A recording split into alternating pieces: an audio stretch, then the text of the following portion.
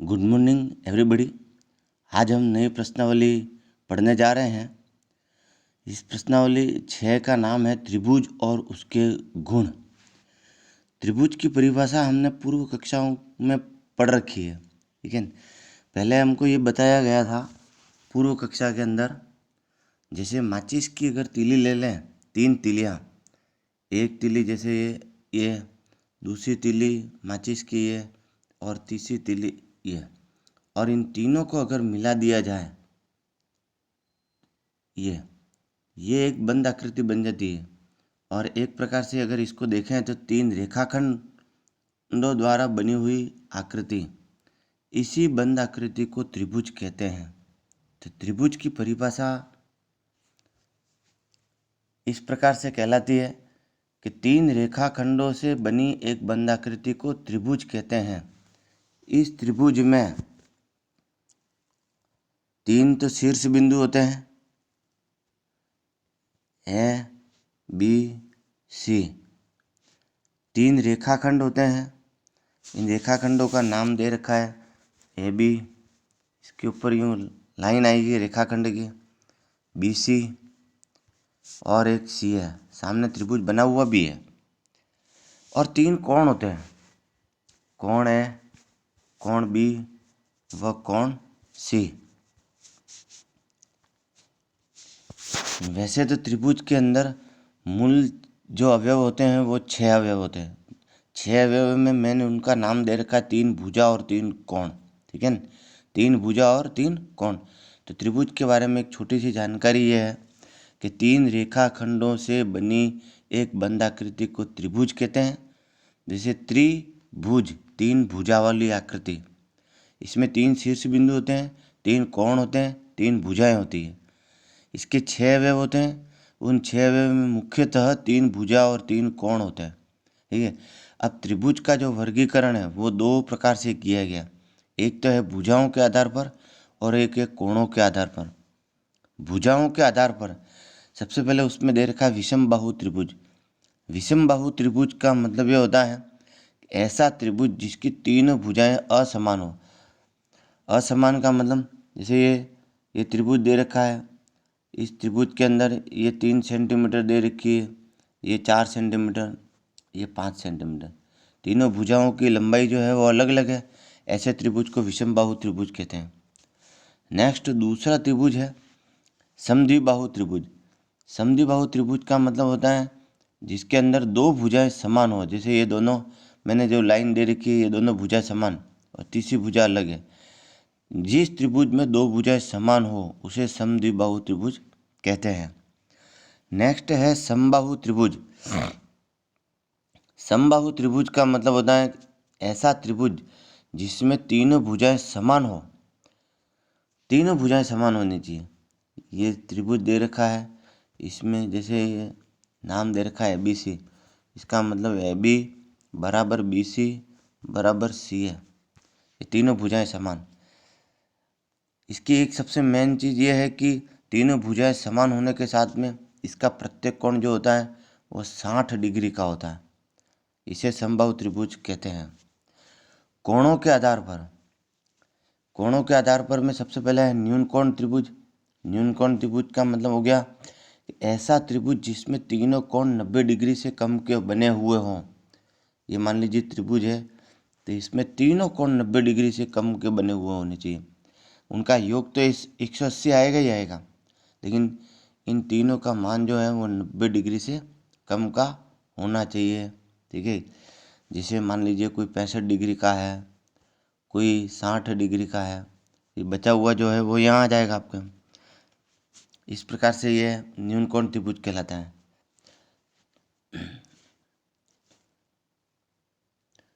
समकोण त्रिभुज का मतलब है ऐसा त्रिभुज जिसमें एक कोण 90 डिग्री का हो। ये समकोण त्रिभुज, जिसमें एक कोण 90 डिग्री का हो, ये समकोण त्रिभुज, उसे समकोण त्रिभुज कहते हैं। ये 90 डिग्री का।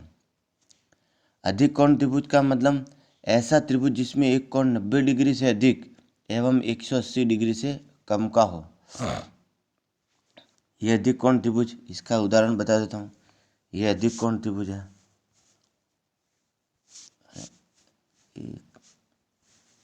ये अधिक कोण त्रिभुज।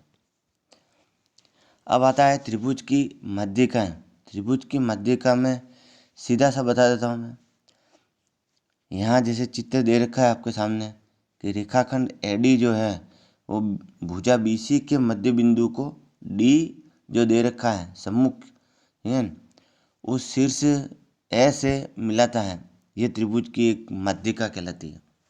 ये त्रिभुज की एक माध्यिका कहलाती है। बीसी का मध्य बिंदु होगा, ठीक है। इसी प्रकार से अगर अपन ये दूसरे और भी खींचे, मान लीजिए ये बी सी। अब बी से अगर सामने वाली भुजा ऐसी पर मध्य बिंदु यहाँ पे ई दे रखा है, तो बी और ई को मिला दीजिए, बी ई, ये माध्यिका होगी। त्रिभुज में 3 माध्यिकाएं खींची जा सकती है अधिकतम। शीर्ष लंब का मतलब ये हो गया कि जैसे मान लीजिए कोई त्रिभुज दे रखा है आपके सामने, इससे लंब डालना है यहाँ सामने वाली भुजा पर। ऐसे बीसी पर सामने वाली भुजा बीसी पर लंब डालना है। लंब का मतलब ये हो गया कि यहाँ पर आपके 90 डिग्री का कोण बनना चाहिए इस जगह पे। तो ये जो कहलाएगी भुजा वो शीर्ष लंब कहलाएगी यहाँ तक। इसमें या ऊंचाई भी कह सकते हैं इसको। जैसे अब ये आपके जो दे रखा है मैंने 90 डिग्री का कोण तो बना हुआ ही है। ये भी शीर्ष लंब भी है या इसको ऊंचाई भी कह सकते हैं, ये ध्यान कर लेना। अब है प्रश्नावली 6.1, सिंपल है। पहला सवाल जैसे दे रखा है कि त्रिभुज पी क्यू आर में भुजा क्यू आर का मध्य बिंदु डी है ना। मध्य बिंदु डी दे रखा है। अब यहाँ पर 2 चीज़ें दे रखी है, एक तो है पी एम और फिर डैश डैश डैश दे रखा है और है। तो यहाँ देखें आप चित्र में पी एम या 90 डिग्री का यहाँ चौकोर आकृति जो दे रखी है, ये चौकोर आकृति जो बता रही है वो 90 डिग्री का एक प्रकार से लंब डाला हुआ कोण बन रहा है, तो जिसको शीर्ष लंब कहते हैं। तो पी एम क्या हो गया, पी एम शीर्ष लंब है। इसी प्रकार से पी डी क्या होगी, डी मध्य बिंदु, इसलिए पी डी क्या होगी, माध्यिका होगी। तो मैंने यहाँ पे पी डी रिक्त स्थान में भर दिया।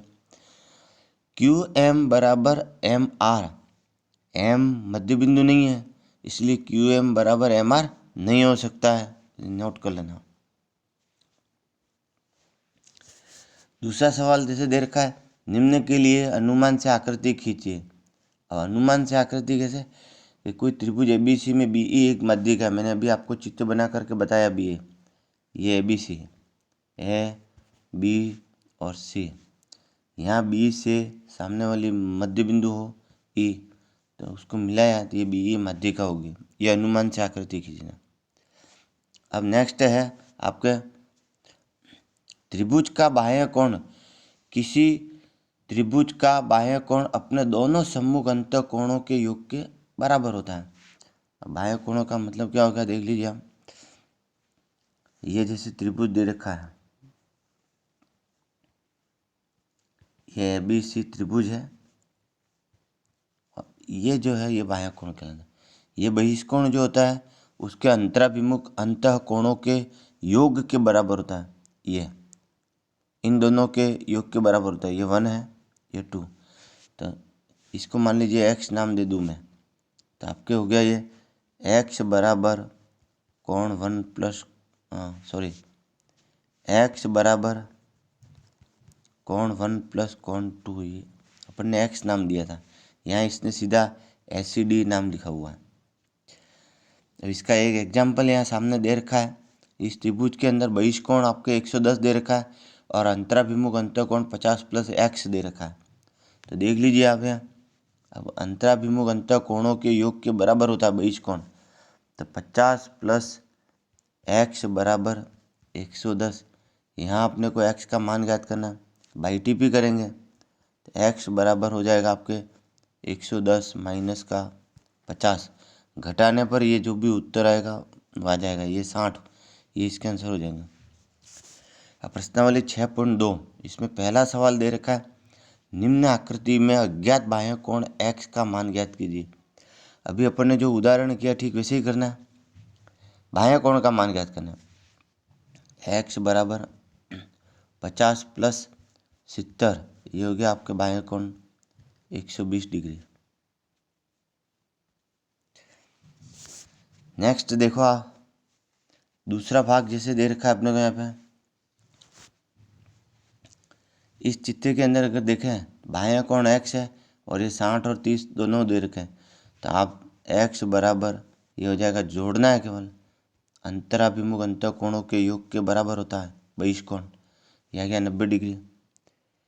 फिर इसी प्रकार से जैसे निम्न आकृतियों में अज्ञात अंतःकोण x का मान ज्ञात कीजिए, ठीक है। अब यहाँ बहिष्कोण दे रखा है और अंतःकोण में एक कोण अपने को नहीं दे रखा है जो x के रूप में, तो उसका मान अपने को ज्ञात करना है। सवाल है, कथन आपका जो अपन ने लिखा है वही होगा, 50 प्लस x बराबर जैसे दूसरे का पहला 115, 50 को आप इधर पक्षांतर कर दोगे तो x बराबर हो जाएगा आपके 115 माइनस 50 और घटाएंगे तो ये आ जाएगा 65 डिग्री, ये इसके आंसर हो जाएंगे। इसी प्रकार से दूसरी आकृति में भी इसी प्रकार से हो जाएगा। और फिर गृह कार्य के अंदर ये सवाल दे रखे हैं। अब आप गृह कार्य के अंदर सवाल करना, नेक्स्ट टर्न पर अगली प्रश्नावली पढ़ेंगे। इसमें यदि आपको कोई समझ में नहीं आ रहा है तो आप मेरे को इस व्हाट्सएप मैसेज के माध्यम से सवाल को पूछ सकते हैं। Thank you.